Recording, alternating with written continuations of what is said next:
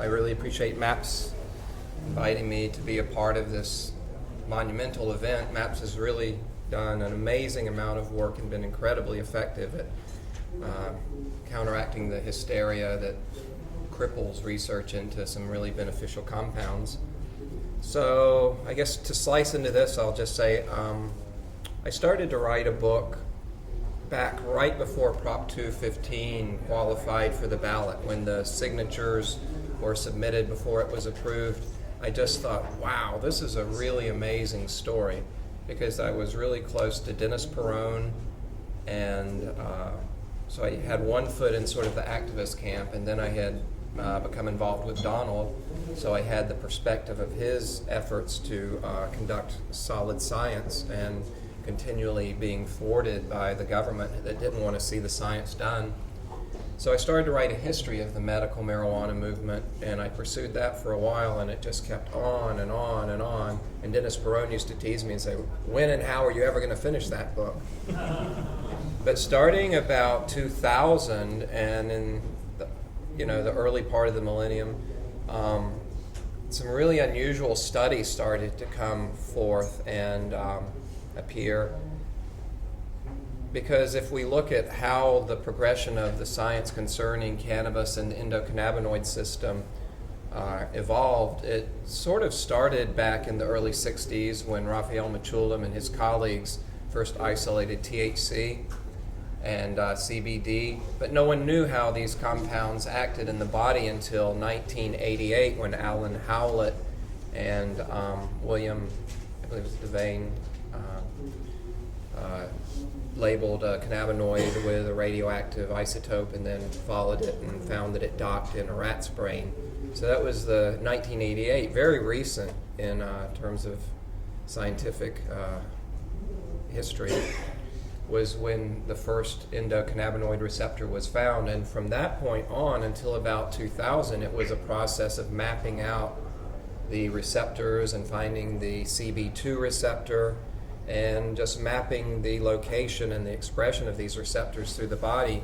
And that was pretty stunning to a lot of researchers who were doing it, because they sort of expected these receptors would only be found in the central nervous system.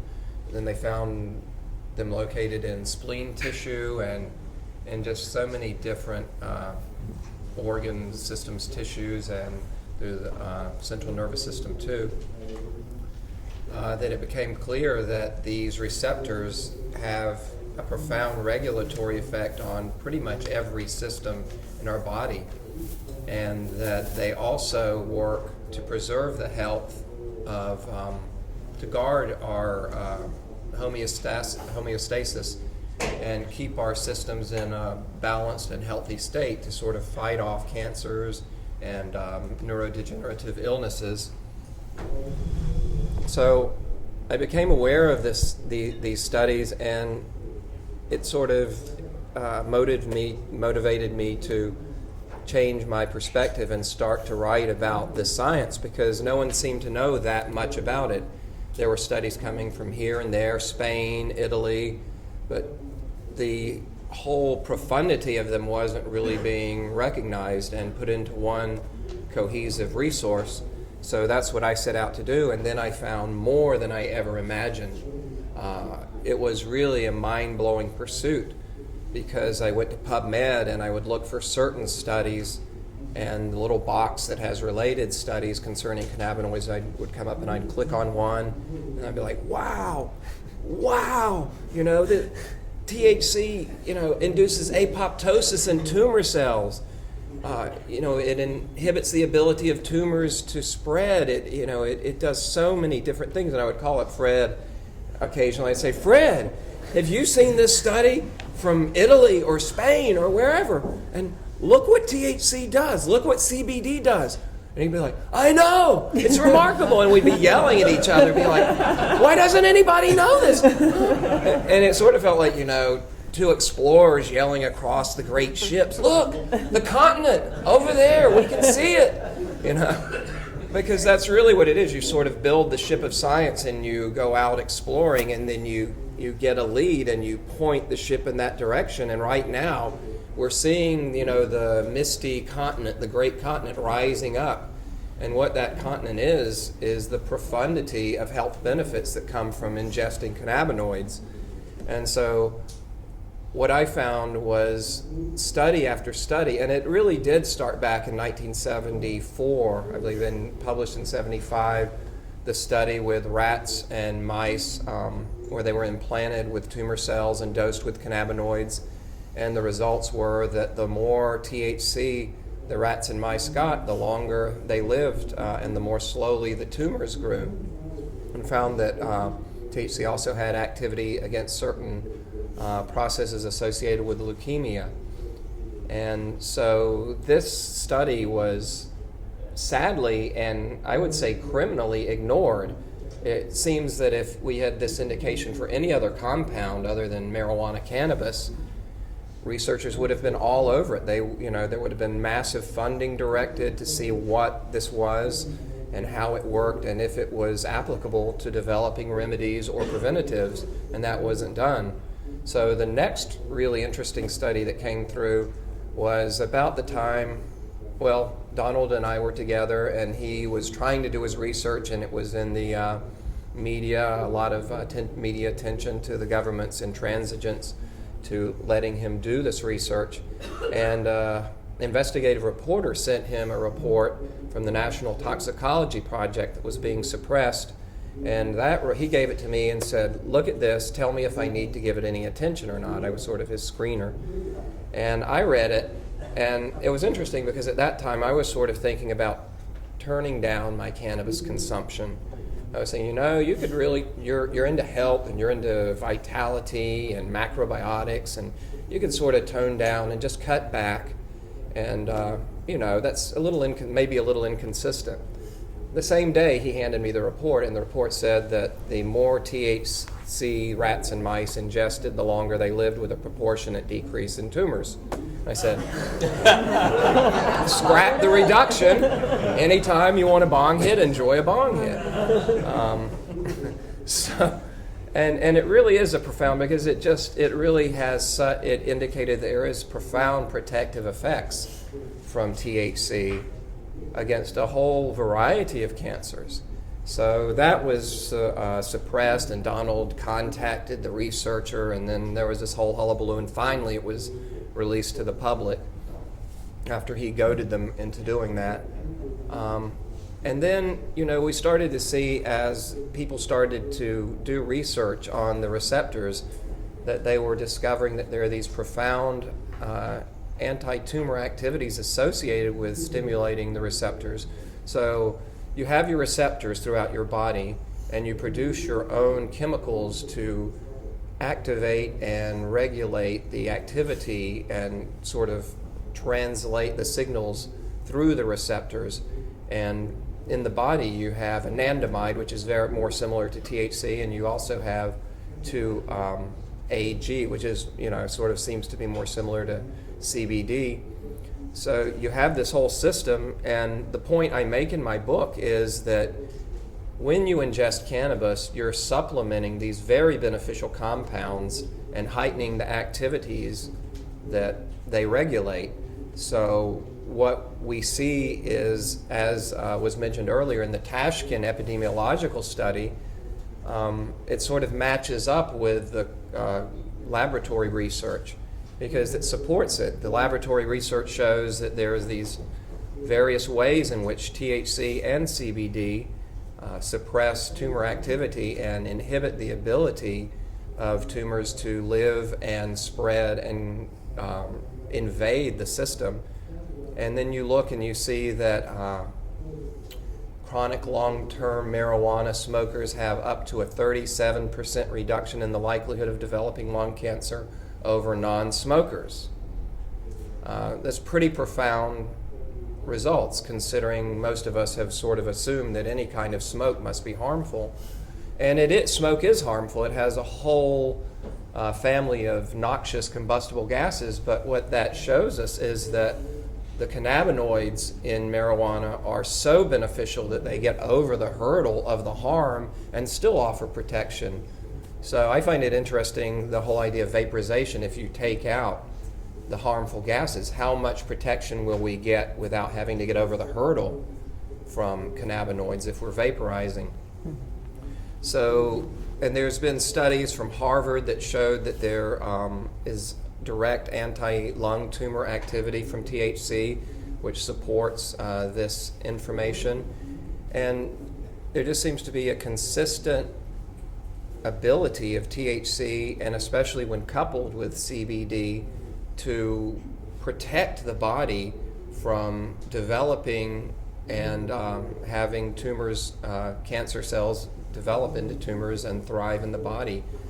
And I think that that's something that we really, really need to look at.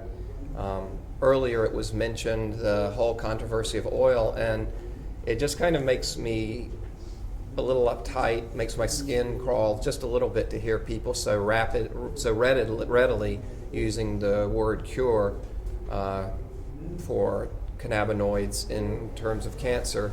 Because for one thing, as I mentioned, that's a very big word. Cure is a huge word, and if we have some people who aren't cured, then it sort of gives our opponents, it paints a big bullseye on us and lets them say, no, it doesn't cure, here's the evidence.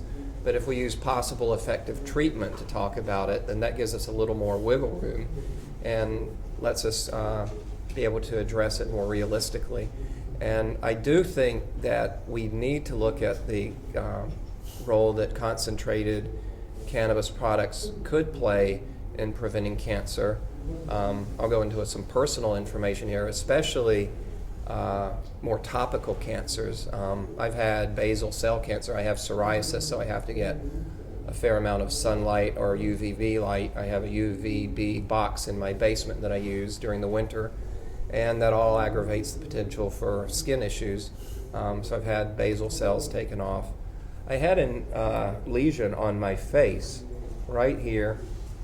It bothered me for about 8 years. It's been frozen and frozen.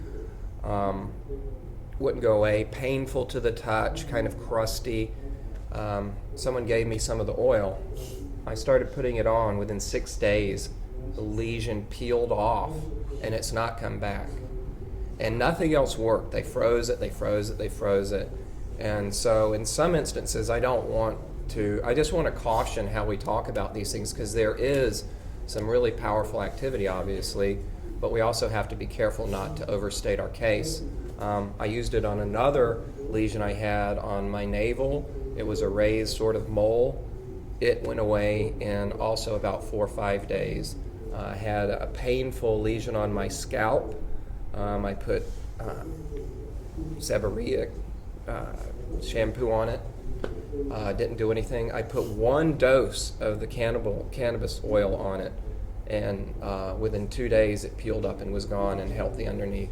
So I'm really encouraged about the topical use of cannabis oil, and I think that we need to find a way to force the government to let us have the research done with ingesting it to see what its benefits are. But I don't want to overstate it. So that's sort of my cannabis segment. In regards to Alzheimer's, that's something I'm really, really even more encouraged about, because the research is mind-blowing. On my birthday in 2006, there was a study released from Scripps Institute down in La Jolla, and the lead researcher said, we don't want to be in the position of recommending that people use illicit substances, but there's nothing that we have available that is as effective for stopping the development of Alzheimer's or preventing its progression as THC. That's great news. And so what Alzheimer's is basically a breakdown in the relaying mechanism of the brain, how signals and information is relayed and coordinated.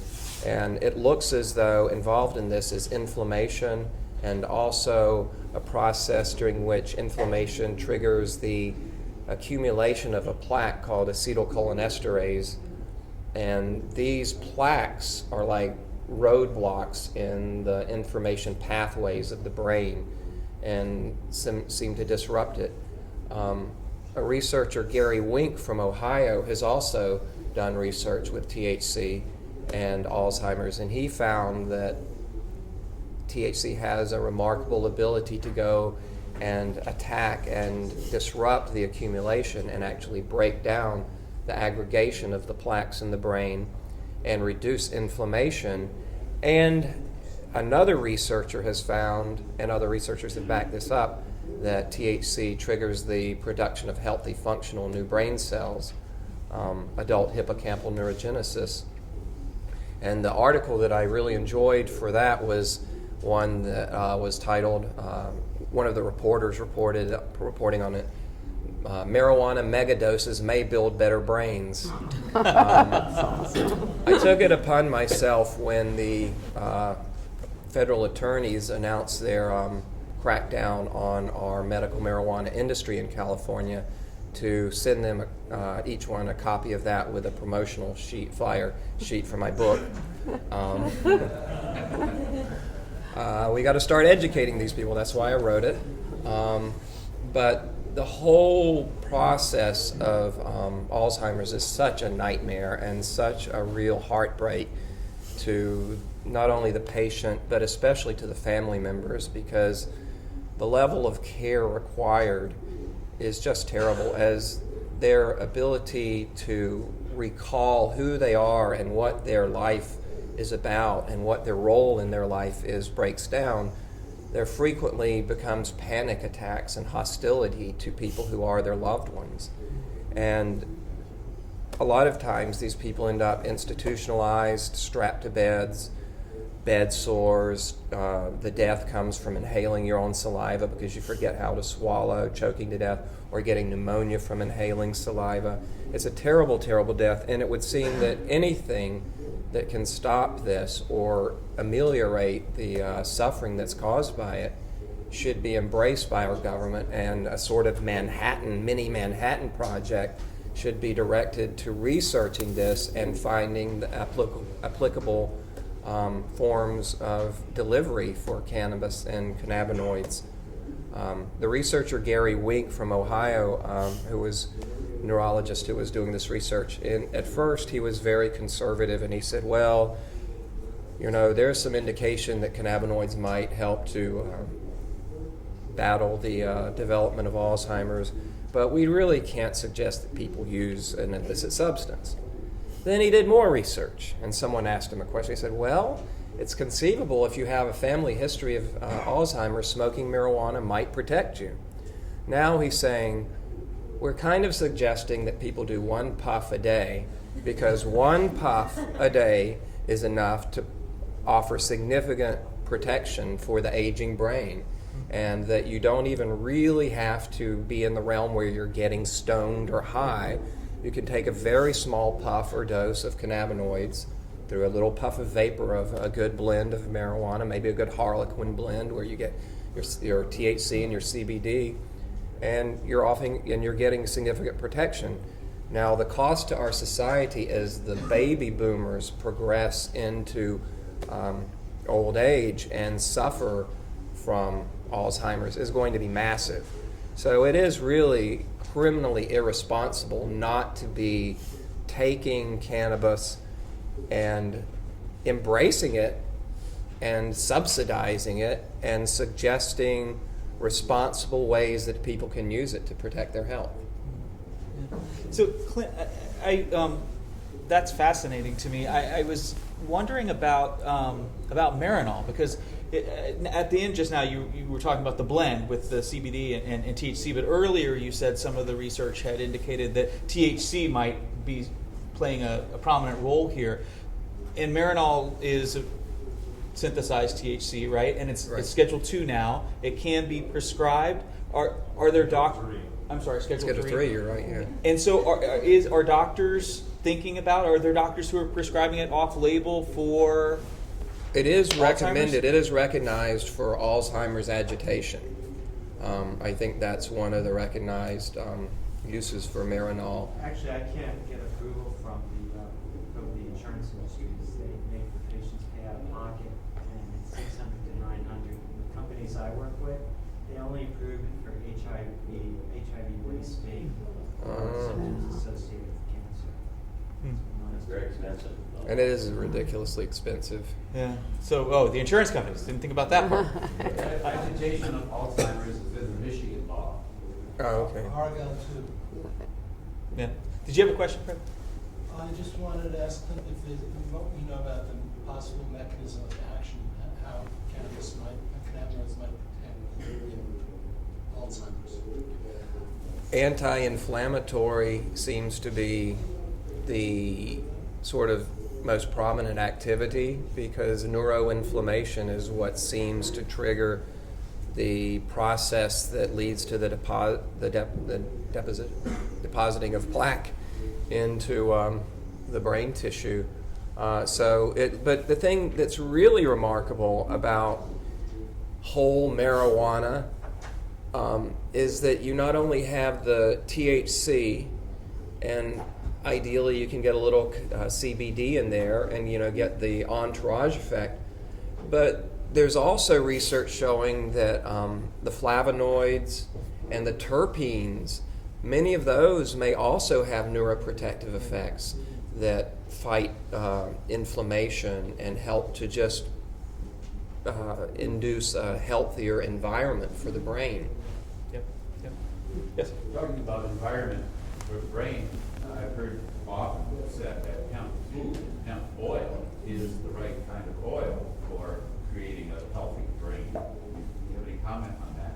I think that's, the brain has a lot of fat in it, and we need good fat for the brain, and hemp's great. I think, fish oil can be effective, or flax, but I think, hemp oil it might have a unique effect, but we don't really know because no one's really looked so hard at that research.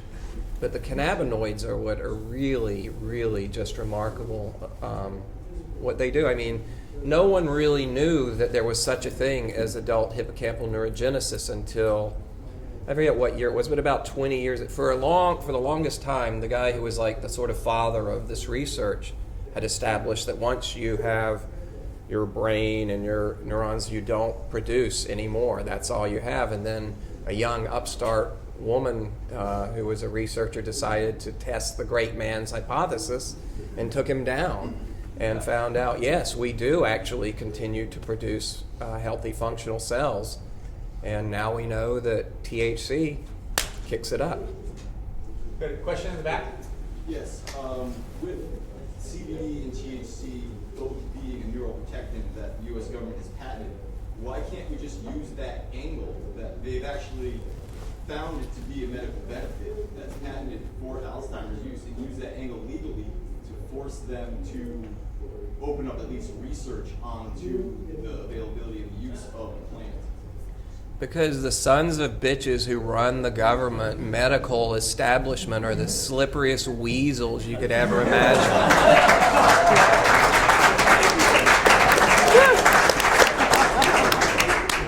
That's a technical legal. They will find any way to maneuver out of their obligations under the law to fulfill, what they should have to do regarding cannabis. When they start, because in the history, there was Robert Randall was the man who really established the modern medical marijuana movement. We all owe him a debt of gratitude. He was a great, great warrior for this. He could have taken his marijuana, protected his vision, but he didn't. He fought. And so what Robert Randall and all these people, they were pushing for whole marijuana use.